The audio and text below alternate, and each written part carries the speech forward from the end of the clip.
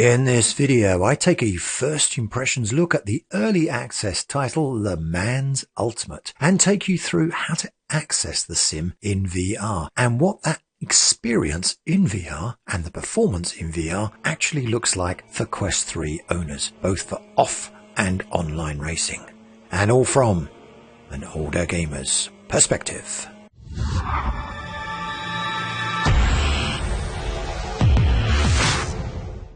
Despite still being an early access title and not fully released, Le Mans Ultimate has made a big splash in the sim racing community, quickly gathering a number of loyal fans, which in itself is impressive considering how crowded the current sim market actually is. Le Mans Ultimate, LMU to anyone who uses it, is based on Race Factor 2, a sim title that was released in 2013 by Image Space Incorporated, who have since been taken over by Studio 397, who themselves seem to be having their own issues right now. There's more on that at the end of this video. LMU is an early access title, but you still do have to pay for it on Steam, and rather quirkily, you can also buy DLC packs. But more importantly for VR users, as of the 2nd of October, this early access version now kinda supports VR with a heads-up display visible to VR users. But how do you gain access to VR in LMU? And what is the early access experience and performance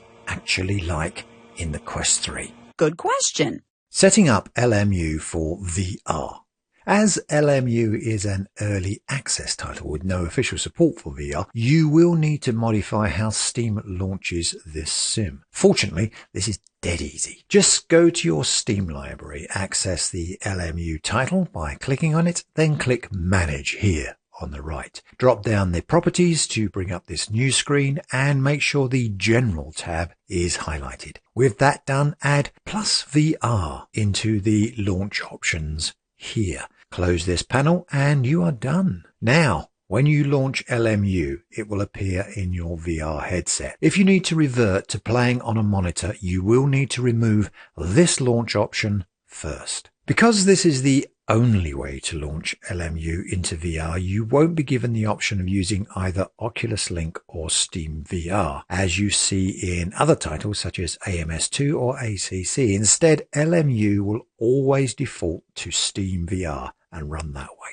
No matter, this is early access, and hopefully when VR support is official, it will offer the full choice of VR connections. Once inside LMU in VR, you'll be presented full in your face with a giant-sized menu. Fear not, there is a way to change this. Enter Settings, then click on Graphics and change the resolution here to something like 1280 by 720. Far as I can tell, this only affects the size of menus in the VR headset, making them a little smaller and easier to deal with. Now, once you've done that, scroll down and choose the graphical preset for your VR experience. Using a 4070 Super on a 13600K system with 64 gig of DDR4 RAM, I was able to comfortably use the preset medium, although I altered some of the settings, so that's why you are seeing custom here instead of the medium preset. The settings I changed were turning down visible vehicles to 12 and turning off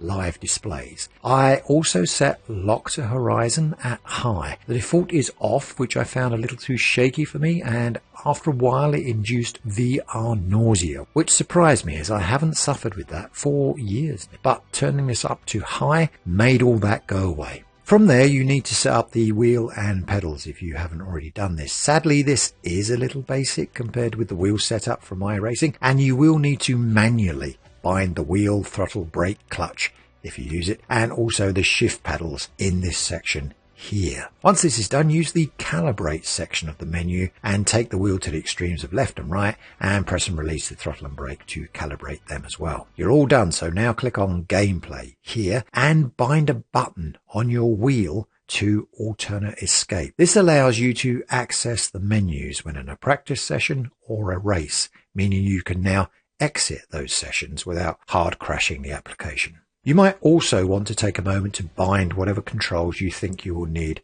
to the various buttons on your wheel. No wrong answers here, just do what you think is best. With that done, I highly recommend exiting the sim completely, and also closing down SteamVR. I have seen many graphical problems when changing graphic settings in LMU. The symptoms of this can be the display becoming very juddery, almost unusable in fact. You will know this is happening to you as the juddering will start the moment you enter the car, as seen here. So remember, if you change anything at all in the LMU options area, close down LMU, close down SteamVR, then launch LMU and SteamVR will automatically kick in and you should be good to go and off to the races. Once you enter your car in a race or a practice session, you will probably find yourself on the roof or possibly under the car. To correct this, hold down the Meta button on the right Quest 3 controller, and this will display the reset video option of the Meta app. Point the controller at the reset view button and pull the trigger. You will now see the following message. Look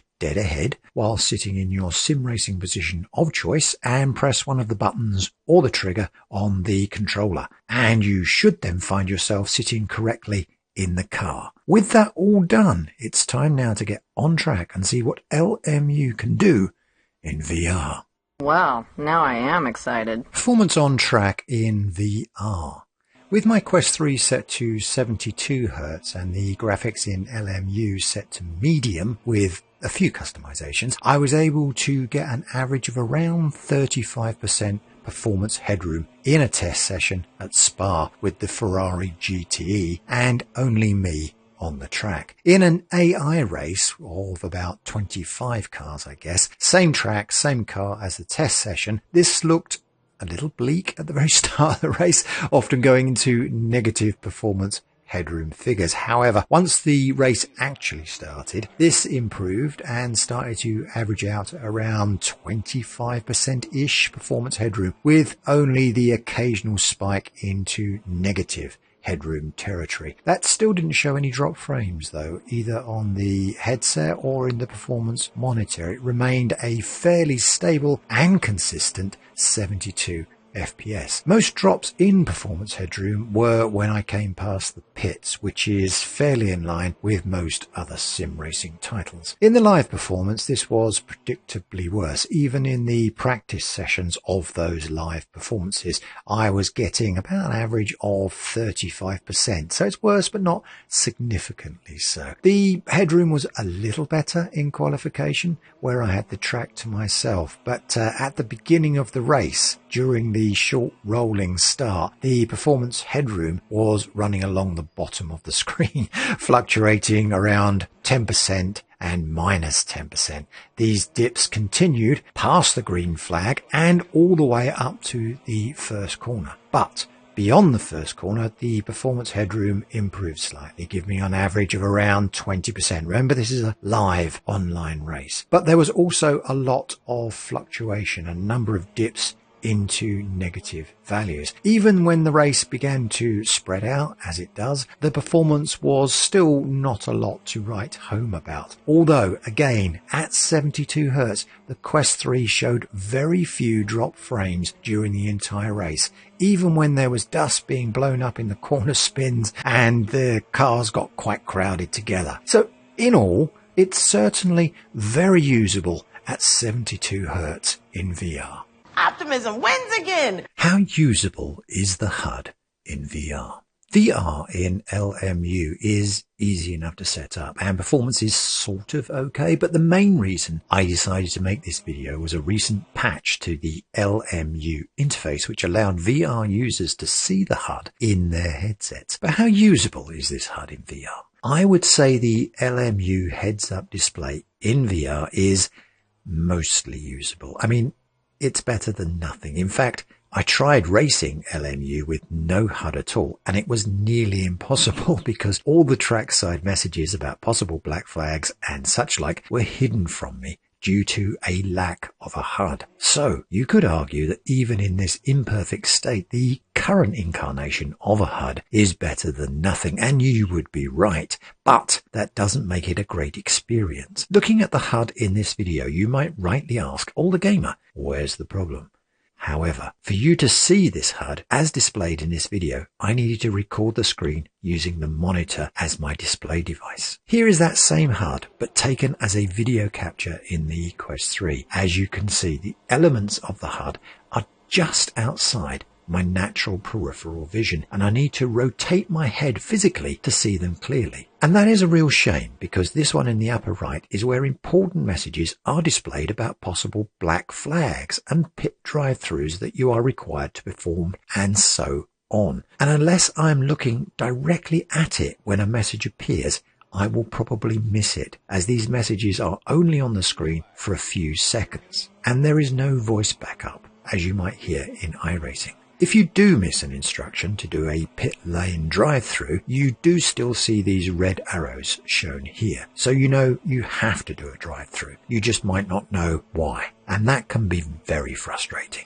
Having to keep a constant eye on these areas of the HUD can be very distracting and can lead to a lot of problems. As when you glance for more than a few seconds at your HUD, the track can look a completely different place when you return your focus to it. The one element that works really well and is well placed in the HUD is radar, which you can see here. And this element is really invaluable during a race, especially as LMU does not feature a built-in spotter, such as you would find in iRacing. Crew Chief will reportedly work with LMU, but I have not yet tested it. So overall, I would say the HUD is a welcome addition. One might say an essential addition to VR users, but in this early incarnation it's not very practical and will need to evolve with options to adjust the size and placement of these elements in order for it to be any practical use to sim racers. That's harsh. Conclusions.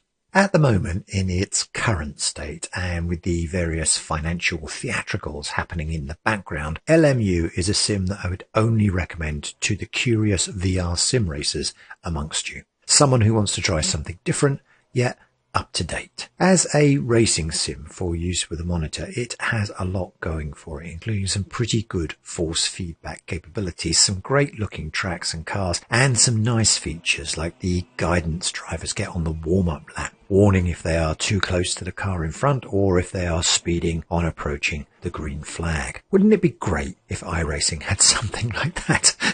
Although I think the wrecking in the warm-up lap would probably still be as bad. Anyway, all of these features are also available in VR in LMU, although right now it's not an officially supported feature. That being said, LMU in VR is easy enough to set up with Steam, and while the HUD is basic, it's still very usable, and the features that you do have access to are a refreshing change of pace from iRacing. One of these interesting features is asynchronous co-op racing, which I haven't touched on here, but briefly it allows racers to create a team that they can enter into an AI race, but complete each driver leg at a day and a time of their own convenience. That sounds fascinating, and I hope to make a video on it soon. Assuming that 397 and LMU survive, find backers to continue development, they will, I'm sure, end up creating a great sim for us all to enjoy. I really do hope they make it, as LMU does show great potential, even in this current imperfect incarnation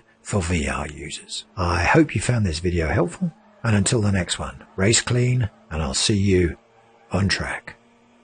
If you enjoyed this video, don't forget to click the like button, and if you haven't already done so, subscribe. Click the little bell icon if you want to be notified of any future videos.